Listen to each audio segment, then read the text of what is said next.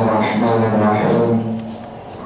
Alhamdulillahilladzi an'amana bisukni baladina Indonesia allati huwa ajrul biladil alami khasban wa dina.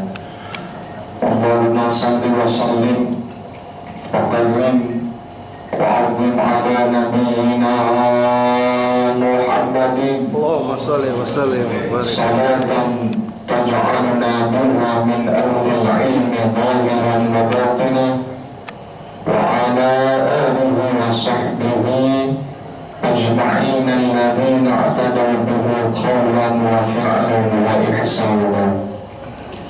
Amma ba'du, qala Allah ta'ala fil Qur'anil Karim wa huwa asdaqul qa'ilin. A'udzu billahi minasy syaithanir rajim. Bismillahirrahmanirrahim.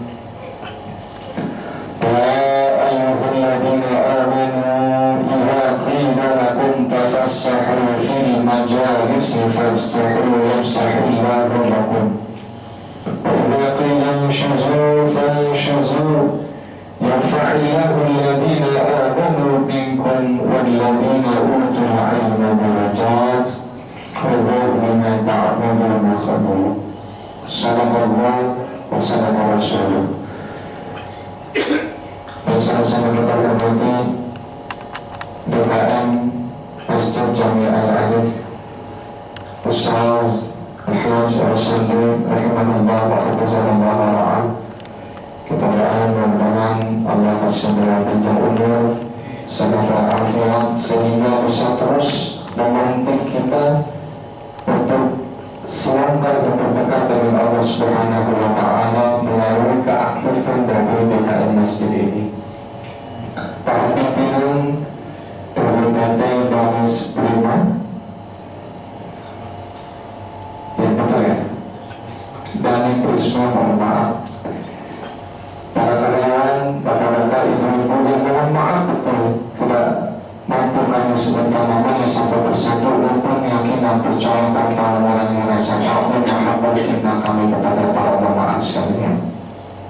Alhamdulillah, segala puji bagi Allah Subhanahu wa Ta'ala. Hari ini kita bisa berkumpul karena sebelumnya menjadwalkan kalau nggak salah hari Selasa ya.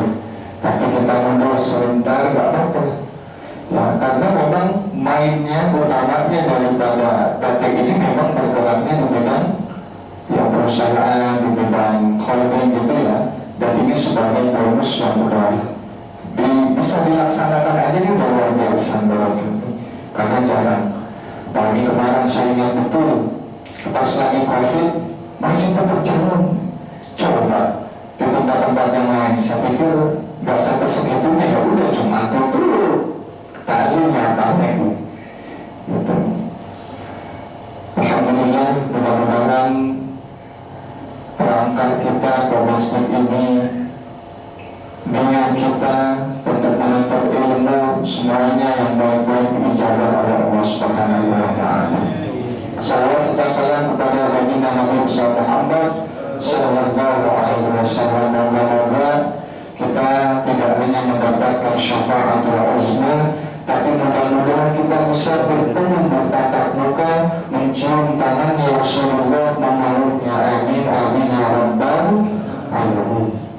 Dan alhamdulillah, kemarin saya dapat pesan dari PKM Ustaz Bidar Sandi MA ini untuk bahasa Ustaz. Saya memberani di kampus kantornya ulama Quran sama tafsir. Boleh nggak dikit-dikit balas Palestina? Boleh lah, saya bilang. Lalu nanti di ujungnya ada sejarah tafsirnya. Jangan alhamdulillah, membahas tentang Palestina ini mungkin bagi sebagian orang udah tema yang udah kurang menarik bagi sebagian orang, karena setelah Jumat lihat headline news, lihat Instagram, media sosial, isinya itu terus. Tapi yakinlah bahwasanya apa yang kita lakukan ini, walaupun tidak secara langsung ini memberikan efek kepada Israel laknatullah, mudah-mudahan ini menjadi bukti cinta kita, bukti perjuangan kita untuk sesama muslim kita di Palestina. Ada yang ingin saya sampaikan, saya membagi dua bagaimana cara kita menyikapi Palestina ini. Yang pertama jangka pendek, yang mungkin Bapak Ibu sudah lakukan semua. Mulai dari apa? Donasi. Udah Pak? Udah belum? Boleh kita donasi ke kita bisa hukum. Insya Allah terpercaya. Itu salah satu rekan kami di kampus. Beberapa kali sudah dua kali kami kerjasama dengan beliau. Yang pertama donasi, itu jangka pendek. Yang kedua, yang kemarin di launching didirikan oleh MUI, boykot boleh. Salah satu dalilnya apa? Karena suatu ketika dalam perang Khaybar itu bentengnya itu tinggi musuh. Kalau kita sambit pakai batu itu nggak nyampe, kalau kita teriak juga nggak bakalan kedengaran. Akhirnya apa yang dilakukan oleh Rasulullah dan sahabatnya? Apa? Memangkas pohon kormanya orang Yahudi, sehingga apa? Pasukan ekonominya kurang, akhirnya mereka menyerahkan diri. Ini salah satu untuk kepedulian kita. Jangkanya jangka pendek. Cuma jangan lupa, produknya itu jangan sembarangan, jangan random. Pastikan dulu kalau memang produknya itu benar-benar mendukung Israel. Itu yang kita lakukan, boleh. Nah, kemudian apa pertanyaannya jangka panjangnya yang kita bisa persiapkan agar kita itu bisa menjadi kembali menjadi generasi muslim yang unggul, yang istilahnya itu kokoh secara spiritual, mapan secara intelektual, dan tangguh secara finansial. Kenapa saya bahas ini penting?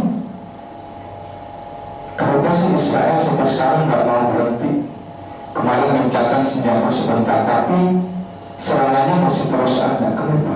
Padahal boykot udah, demo udah, apa belum? Udah, munajat udah, apa lagi? Seolah-olah itu nggak begitu ngefek sama gue. Kenapa? Karena mereka merasa dan mereka yakin bahwa negaranya itu negara yang super power, negaranya powerful, dan memang kenyataannya demikian. Teknologinya maju nggak? Maju. Mohon maaf ya, kemarin ada kasus kami bekerja sama dengan BNPT itu untuk melacak salah satu, ada ponsel ya, yang bukan ponsel tapi ada keluarga dari jamaah kami yang ternyata itu dia sudah 3 tahun lebih nggak pulang ke rumah, mau dilacak keberadaannya. Kita minjem alat sama BNPT, akhirnya pas ditanya ini alatnya dari mana? Ini dari sana.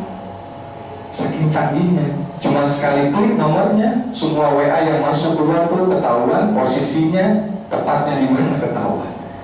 Alatnya dari sana. Memang canggih. Industrinya luar biasa. Ya, bahkan mohon maaf, kalau kita nih baru-baru main IG itu kapan? Ya paling tahun 2010 ke bawah, main Facebook, main media sosial. Mereka dari tahun 90 udah masuk internet. Jadi wajar kalau muncul. Ya, oleh karena itu kita perlu menyatukan pemikiran bagaimana nih untuk membuat sebuah generasi yang tadi seperti saya sampaikan, kokoh secara spiritual, mapan intelektual, tangguh secara finansial. Jangka panjangnya itu apa ke depannya?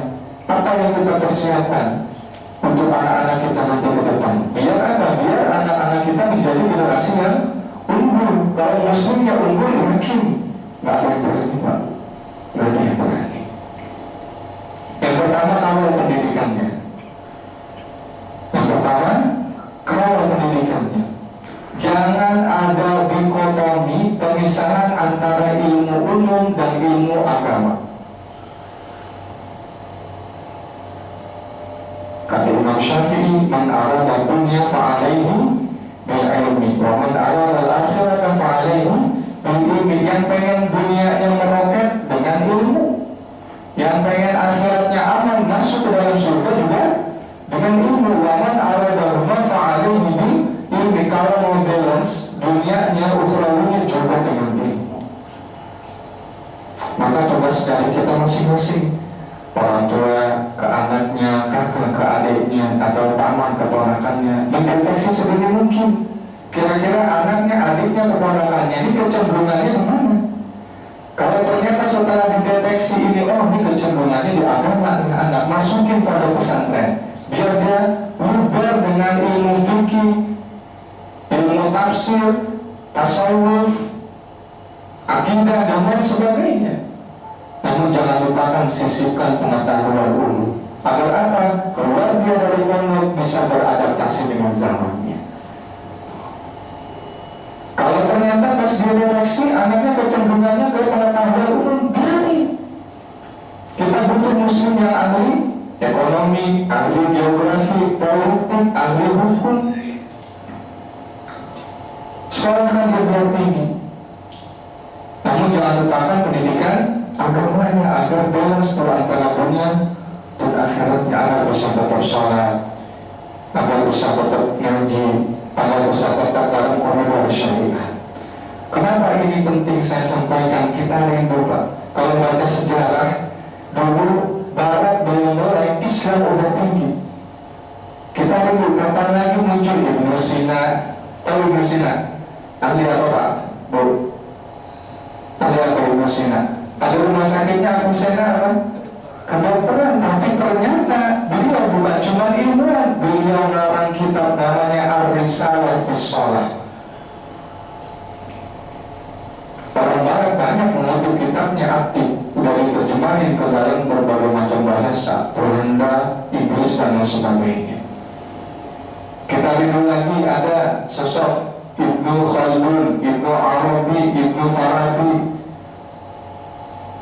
Al-Jabar. Itu saat-saat apa? Muslim memegang peradaban yang tinggi. Kenapa harus orang kita lagi? Karena kalau orang kita ilmuannya yang ulama, mereka mengacu kepada Quran. Man qatala nafsan bi ghairi nafsin wa fasadin fil ardi fa ka'anna ma qatala nasa jami'a. Mereka enggak bakalan bikin bom. Mereka enggak bakalan bikin genosida. Kata mereka patuh taat tunduk pada Al-Quran. Kata Al-Quran, siapa yang membunuh satu orang, mau yang muslim ke, mau yang non-muslim ke, satu nyawa dihilangkan, dan dia berbuat satu aja kerusakan di muka bumi Allah. Kata Allah, faka'anna ma qatala nasa jami'a. Seolah-olah dia telah membunuh manusia mulai dari Nabi Adam sampai manusia berakhir. Alhamdulillah. Berarti yang kita rindu mencuri-mencuri. Maka yang pertama adalah pendidikannya. Jadikan pendidikan itu jangan suatu hal yang kita anggap mubazir.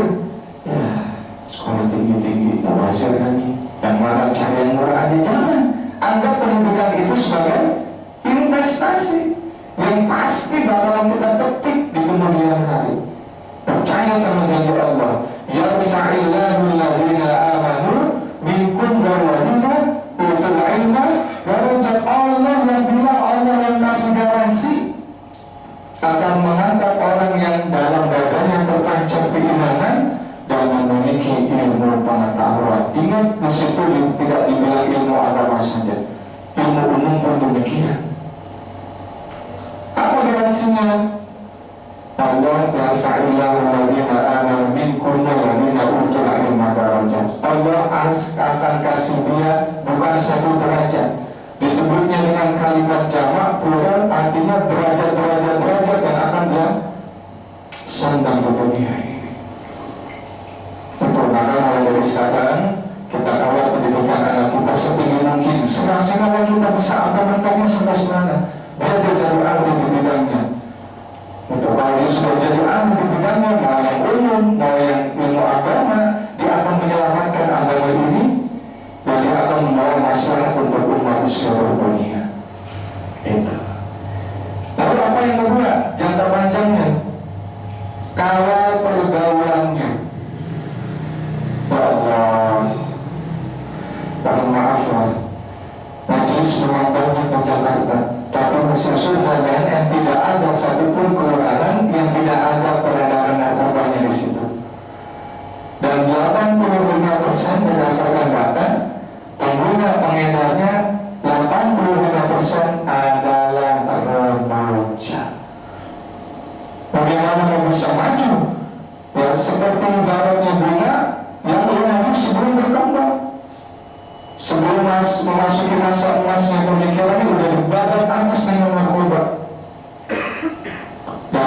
mohon maaf sudah masuk ke dalam rumah-rumah kita. Hati-hati.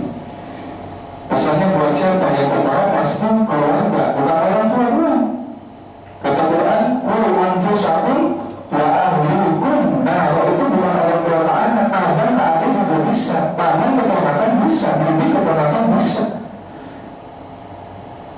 Betul. Padahal sudah jelas dalam Al-Quran, innamal khamru wal maisiru wal ansab wal azlam wal rijsun min amali syaitan fajtanibu. Yang jadi fokusnya dua aja nih. Yang pertama khamr mirasan 3, yang kedua maisir judi yang sekarang lagi marah, masya Allah. Kata Imam Ghazali, man akal haroma asal jawabihul usya'am abad. Siapa yang satu butir aja tuh nasi, satu teguk minuman masuk ke dalam mulutnya yang haram, baik zatnya haram ataupun cara mendapatkannya haram, asal jawabnya musya'am abad. Ini tangan, kaki, kepala, semua anggota tubuhnya itu akan senantiasa maksiat jauh kepada Allah. Sya'am abad, dia pengen atau dia tidak pengen pasti kecenderungannya maksiat. Bahaya Pak. Saya ingat banget kata Imam Ghazali, Ustaz gimana nih kalau anak saya udah ada gelagat-gelagat, kalau dari gelagat-gelagat langsung berhentiin.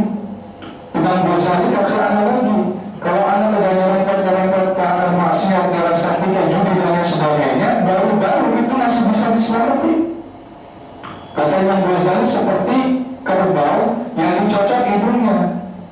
Kita mau arahkan, ternyata dia mau masuk ke arah yang nggak benar. Kita mau masuk kandang yang benar, itu masih bisa karena masih kita pegang talinya. Tapi kalau udah kita biarin setahun, 2 tahun, 3 tahun, 4 tahun, itu seperti kerbau yang mau kita arahkan ke kandang, tapi kita tidak pegang kembalinya. Susah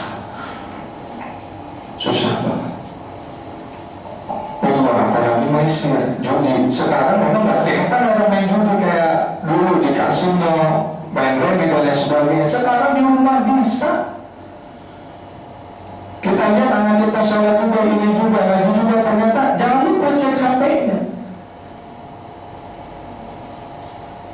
Sholat itu baru 1 Pak aplikasinya, masih banyak yang lain.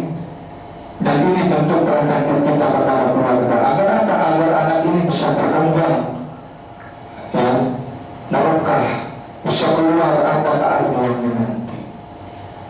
Dan jangan lupa, hanya di antara 4 yang tadi itu, khamr, maisir, ansab sama azlam, yang Allah underline di ayat selanjutnya, Allah garis bawah di ayat selanjutnya, cuma khamr dan maisir. Ini berarti fokusnya 2 yang ini yang berbeda. Dalam ayat yang selanjutnya dikatakan, innama yuridu syaitan ayyuqa bainahuma adawatan wal baghdha. Allah kasih telur-telur syaitan ini biar bisa beranak pinak di 2 tempat ini, di mirasan 3 dan di maisir judi ini. Mau online ke, mau onsite ke, semua. Dalam ayat yang berikutnya itu masih dijelaskan, wa yasuddakum an zikrillah. Kalau udah kecebur, udah adiksi, udah kecanduan sama 2 ini, mereka akan jauh dari mengingat Allah, termasuk dalam sholat.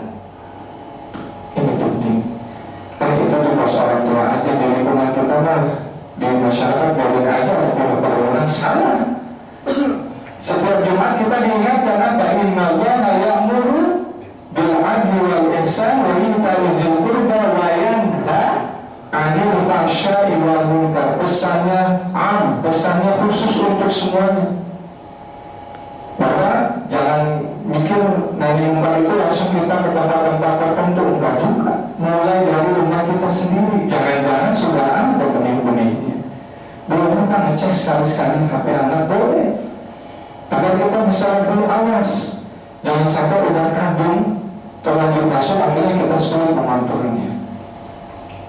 Yang pertama kawal pendidikannya, yang kedua kawal pergaulannya, yang terakhir kawal bacaan Qurannya. Pak, yang kita lihat ini Al-Quran yang bahasa aja banyak. Di rumah saya ada untuk, biasanya tahunya di mana? Di atas lemari. Nanti ngambilnya kapan? Pas bulan?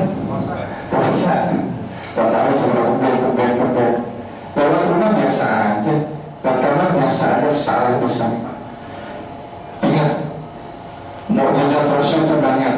Rasul itu bisa apa? Membelah bulan. Rasul bisa menimbulkan batu dalam dasar sumur, kemudian naik ke atas, disuruh kemana-mana bisa. Rasul bisa bangsa binatang. Pada suatu ketika ada apa? Burung, emaknya burung, induknya burung, lapor sama Rasul. Ini anak saya nih, tadi ada sahabatmu yang ambil. Mana Rasul? Itu mukjizat Rasul. Masih banyak yang lain. Mujizat-mujizat yang lain itu udah nggak bisa kita sentuh, udah nggak bisa kita lihat, udah nggak bisa kita peluk. Tapi ada satu-satunya mujizat yang bisa kita lihat, kita peluk, kita baca, kita selami artinya. Itu yang ada di pojok-pojok rumah Bapak. Bukan lagi Pak. Dapetin anak dengan Al-Quran. Habis maghrib kalau bisa jangan ada aktivitas yang lain, masuk kita juga kunci diri kita hanya Al-Quran. Sampai saat itu udah cakep banget. Ya, jangan lupa juga sisipan Al-Quran itu dalam bangsa kita masing-masing. Ya suatu saat kita udah tahu kerjaan lebih banyak baca Quran. Kata Allah apa? Ma huwa syifa, dia jadi penyembuh. Penyembuh itu bukan cuma sifat yang zahir. Sekarang itu lebih mengartikan itu apa? Anxiety, sifatnya serangan mental, tekanan dari atasan, dari kanan kiri, obatnya baca Quran.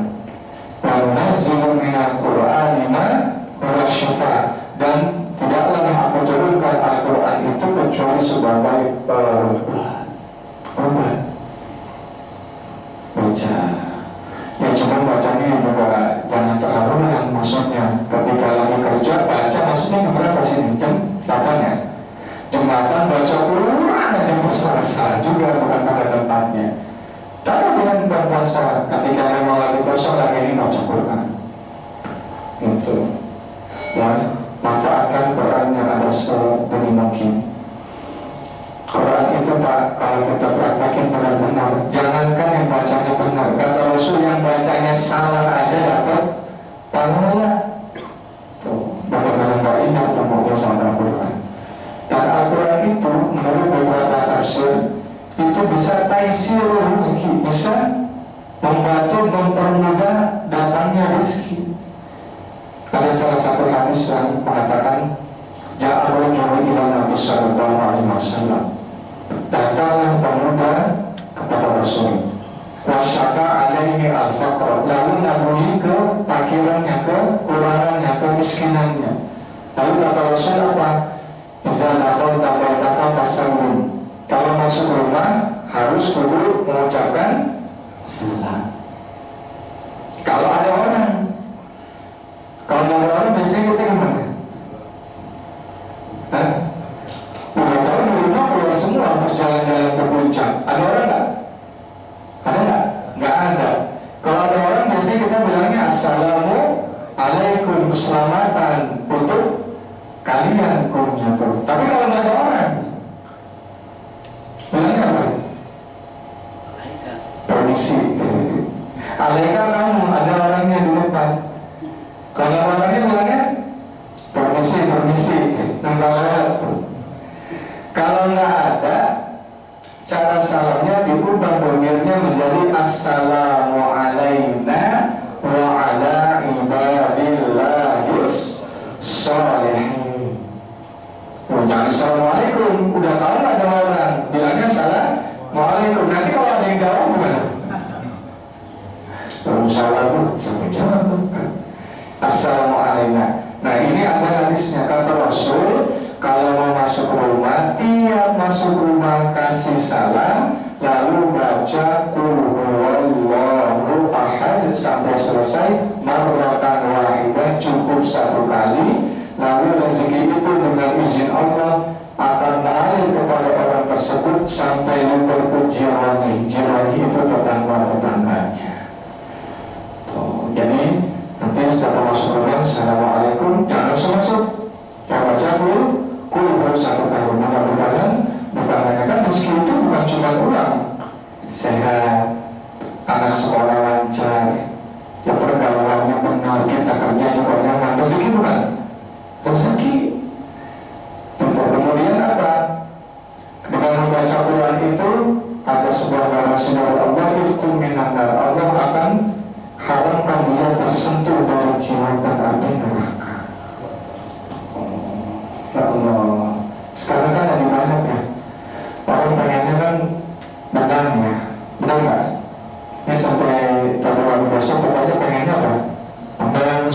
dan lain sebagainya. Padahal kata Quran sukses itu apa? Sukses itu indikatornya kata Quran, bukan senang dunia. Apa kata Quran? Faman zuhziha 'anil nar wa udkhilal jannah faqad faz. Orang yang faz, orang yang menang, orang yang sukses, orang yang berhasil ketika dia tidak masuk ke dalam nerakanya Allah dan masuk otomatis ke dalam surganya Allah tanpa hisab. Tuh, orang yang faz. Kan kita pengen ya masa kita masuk dalam segala macam gitu loh, kemudian ketemunya di neraka. Ya usulnya iya. Makanya itu yang ketiga, kawal bacaan Qurannya. Apa? Kalau kita bisa bayar tuh pakai duit 100 juta agar anak kita bisa baca Quran, bayar Pak. Itu investasi buat ke depan. Jangan sampai kita sekalian marah-marah ternyata sekolah yang bagus-bagus. Sekolah sekarang kan mahal-mahal.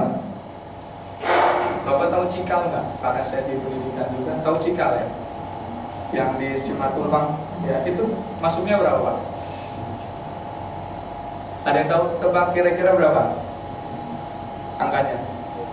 40 juta. 40. Ada yang bisa kira-kira sekolahnya si Najila Shihab kalau nggak salah Pak? Itu masuknya saya tahu sekitar 100 sampai 200 baru uang wakaf. Jangan sampai lagi-lagi pendidikan yang sudah tinggi, anaknya nggak bisa ngaji. Nanti yang doain kita siapa? Ya, kata Imam Ghazali, nih menyikapi wala tanzilu waziratun wizra ukhra, kata Imam Ghazali, kalau orang tua meninggal, ya anaknya bikin kemaksiatan, itu orang tuanya nggak disiksa. Karena apa? Udah masing-masing urusannya. Ya nggak fair, nggak adil kalau misalkan orang tua udah meninggal, anaknya maksiat, lalu ditambahin siksanya, tambah kasihan. Tapi kata Imam Ghazali, kalau dia melaksanakan kebajikan, dia baca Quran, dia sedekah, dia sholat sunnah, kalau kebajikan mengalir deras untuk orang tuanya. Maka kalau yang tiga itu pendidikannya semaksimal kita bisa mengukur diri dan anggap pendidikan itu investasi, bukan sebagai suatu hal yang mubazir. Yang kedua, kawal pergaulannya. Mainnya sama siapa? HP-nya isinya apa aja? Jangan-jangan kita nggak pernah lihat.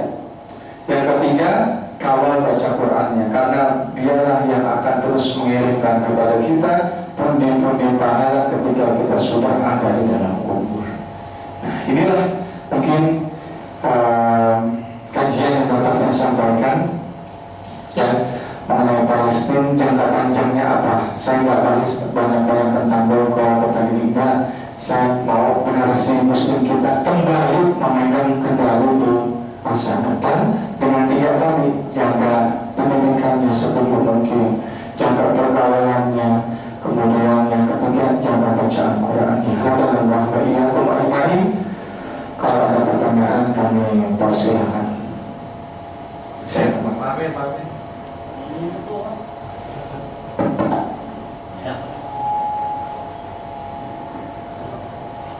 Assalamualaikum Pak Ustaz. Ya, salam. Saya tahu zaman sekarang teknologi udah canggih, apapun ditarik pakai online atau semua.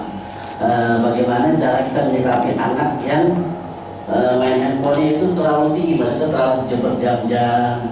Kok saya ambil, ya kan anak bocah gitu Pak Ustaz. Kalau kita marahin, kita gebuk, ya nggak mungkin kan orang tua.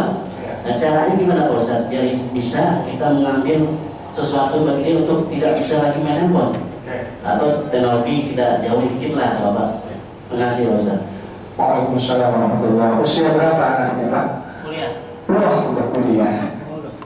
Sulit ya. Ini saya di rumah, mudah-mudahan ini belajar ya, masih belajar karena saya praktisi pendidikan juga. Sangat meminimalisir penggunaan handphone di depan anak-anak. Memang berat Pak, ya Allah, berat. Ya apalagi di zaman sekarang, tanting-tantu semua kerjaan lewat HP. Kadang 1 minggu Zoom, Masya Allah. Ya ini sesuatu hal yang tidak bisa kita hindari, tapi bisa diminimalisir. Kalau yang masih kecil, kurangin. Dan resikonya apa? Saya biasa, mungkin ini bisa efektif atau enggak, beda-beda masing-masing keluarga. Saya biasanya ganti dengan jajanan atau membelikan dia sesuatu ya apa dia senangnya.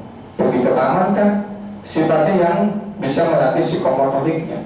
Mendingan saya ditunggingin sama dia dibanding dia main YouTube. Itu yang saya kasarnya itu di rumah gitu. Nih mau YouTube pilih, yuk keluar dia naik motor. Emang pegel pak, apalagi pulang dari kampus. Emang pegel, cuma kalau kita biasain itu dia akan adiksi dan akhirnya tantul. Udah dikasih bisa berantem. Dan mohon maaf ya Pak, saya menganut mazhab yang tidak boleh memukul anak kesalahannya apapun, termasuk guru. Karena guru dalam Quran disebut dengan Rabbani. Di situ guru nggak boleh do'ofu, nggak boleh lemah, kemudian nggak boleh main fisik. Wallahu yuhibbus sabirin. Karakter guru, apalagi guru agama di pesantren dan sebagainya, atau guru agama di sekolah umum, harus terpatri dalamnya nilai-nilai kesabaran. Lalu gimana Ustaz? Anak saya udah kuliah. Kalau kuliah itu sulit, ya karena semuanya udah serba handphone. Tapi kita bisa meminimalisir. Misalkan kita kasih jalannya hanya Sabtu Minggu, atau Sabtu Minggu itu benar-benar waktu yang kosong daripada handphone. Itu bisa. Kemudian gini Pak, sebenarnya anak itu butuh aktivitas. Kita bisa lacak dia ini kecenderungannya apa? Di badminton, mendingan kasih itu duitnya.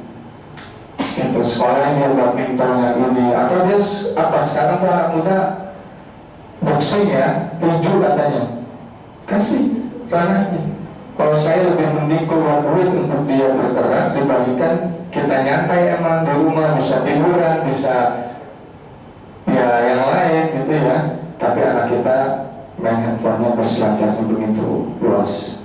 Itu kira-kira ya kita hanya bisa meminimalisirnya itu dengan diantaranya kasih dia kegiatan-kegiatan di luar yang memang dia cenderung ini. Musik boleh nggak? Boleh menurut saya. Saya ambil pendapat yang boleh, asal itu musik-musiknya yang tidak menjerumuskan dia ke dalam miras, ya, pergaulan bebas dan sebagainya. Gitu. Kira-kira itu. Ada lagi? Ada mungkin dari ibu-ibu ada lagi.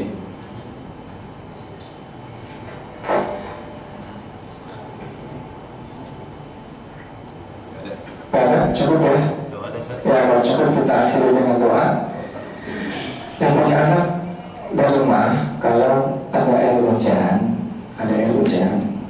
ya ditadahin.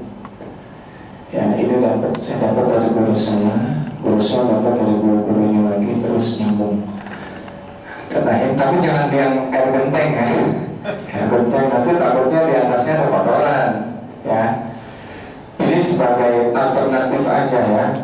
Itu nanti orang tuanya bacain Al-Fatihah 7 kali seperti nama anaknya. Mudah-mudahan ini kan ikhtiar, namanya juga ikhtiar, bisa melembutkan hatinya. Kalau kita pulang itu gampang, kalau kita suruh ibadah itu gampang, kita suruh apa juga gampang, biar lebih bagus semua orang tuanya. Baik, kita akhiri kajian kita pada siang hari ini. Kita baca surat Al-Fatihah. Kita hadiahkan pertama untuk muassis dari masjid ini, yaitu Bapak Ustadzul Arifin. Mudah-mudahan setiap huruf yang dibaca di masjid ini menjadi pahala untuk beliau. Mudah-mudahan Allah ampuni segala dosa dan kekhilafan beliau. Mudah-mudahan anak dan keturunannya Allah jadikan zuriyah yang saleh dan salehah. Dan mudah-mudahan pada ini Allah berikan kesuksesan dunianya, akhiratnya. Mudah-mudahan bisa berjalan sebagaimana yang diinginkan. Dan mudah-mudahan kita di sini, hadirnya kita di sini menjadi penghapus mengukur dari dosa-dosa kita. Dan mudah-mudahan menjadi wasilah agar Allah berkenan agar memelihara keluarga kita di rumah. Oleh hadirin niyah wa kullu niyatin salihah wa ila hadratin Nabi al-Fatihah.